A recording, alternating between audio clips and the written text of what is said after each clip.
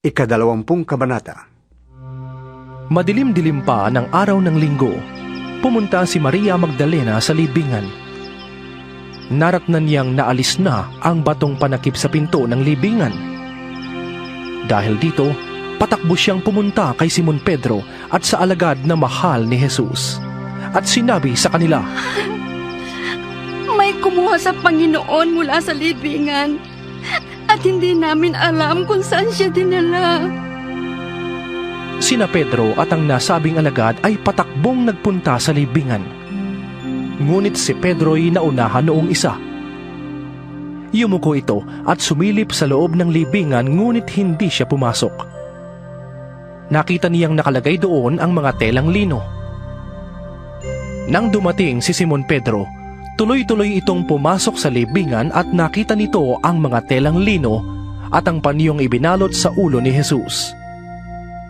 Ang panyo ay hindi kasama ng mga telang lino, kundi hiwalay na nakatiklop sa isang tabi. Pumasok din ang alagad na naunang dumating at nakita niya ito, at siya'y naniwala. Hindi pa nila nauunawaan noon na ayon sa kasulatan, si Jesus ay kailangang muling mabuhay. At umuwi ang mga alagad. Si Maria ay nakatayong umiiyak sa labas ng libingan. Nang yumuko siya at sumilip sa loob, may nakita siyang 2 anghel na nakadamit ng puti at nakaupo sa pinaglagyan ng bangkay ni Jesus. Ang isa ay sa gawing ulunan at ang isa namay sa paanan. Tinanong nila si Maria, "Babae, bakit ka umiiyak?"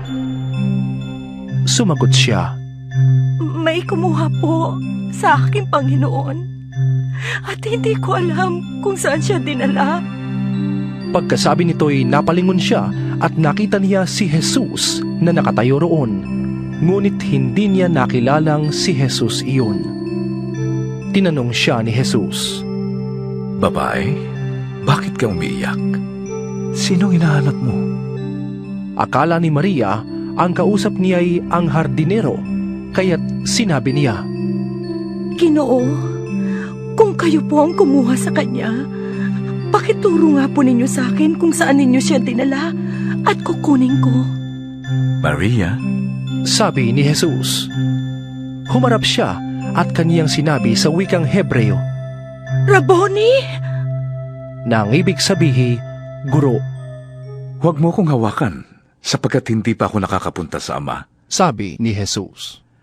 "Sa halip, pumunta ka sa aking mga kapatid at sabihin mo sa kanila, naaakyat ako sa aking Ama at inyong Ama, sa aking Diyos at inyong Diyos." Kaya't si Maria Magdalena ay pumunta sa mga alagad at sinabi sa kanila, "Nakita ko ang Panginoon!" At sinabi rin niya sa kanila ang bilin ni Jesus. Kinagabihan ng araw ng linggo, ang mga alagad ay nagkakatipon. Nakasara ang mga pinto ng bahay na kanilang pinagtitipunan dahil sa takot nila sa mga Hudyo. Dumating si Jesus at tumayo sa gitna nila. "Sumainyo ang kapayapaan," sabi niya.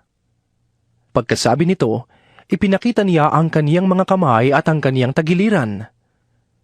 Nang makita nila ang Panginoon, tuwang-tuwa ang mga alagad. Sinabi na naman ni Jesus, "Sumainyo ang kapayapaan. Kung paanong isinugo ako ng Ama, isinusugo ko rin kayo." Pagkatapos, sila'y hiningahan niya at sinabi, "Tanggapin ninyo ang Espiritu Santo. Ang patatawarin ninyo sa kanilang mga kasalanan ay pinatawad na nga, subalit ang hindi ninyo patatawarin ay hindi nga pinatawad." Ngunit si Tomas, na tinatawag na kambal at isa sa 12, ay wala roon nang dumating si Jesus. Kaya't sinabi sa kaniya ng ibang mga alagad, "Nakita namin ang Panginoon!" Sumagot si Tomas, "Hindi ako maniniwala hanggat hindi ko nakikita at nahahawakan ang bakas na mga pako sa kanyang mga kamay at hanggat hindi ko naisusuot ang aking daliri sa mga sugat na yon at sa kanyang tagiliran." Makalipas ang 1 linggo, muling nagkatipon sa loob ng bahay ang mga alagad at kasama nila si Tomas. Nakasara ang mga pinto. Ngunit nakapasok si Jesus at tumayo sa gitna nila. Sinabi niya, Sumainyo ang kapayapaan. saka sinabi kay Tomas, Tingnan mo ang aking mga kamay. Ilagay mo ang iyong kamay sa aking tagiliran. At huwag kang mag-alinlangan.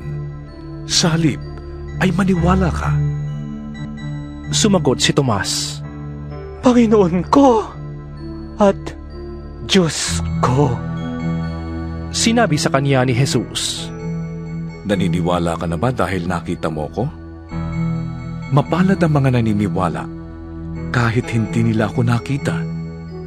marami pang himalang ginawa si Jesus na nasaksihan ng mga alagad, ngunit hindi nasusulat sa aklat na ito.